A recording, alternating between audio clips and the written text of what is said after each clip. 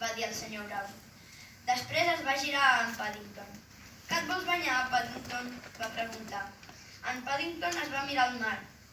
"Potser em remullaré els peus", va dir. "Doncs afanya't", va cridar la Judy. "I porta la galleda i la pala, que així podrem practicar amb els castells de sorra."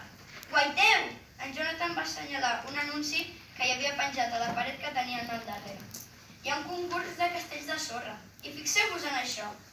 El primer premi són 10 lliures per al castell de sorra més gran. Podríem apuntar-nos-hi", va dir la Judy.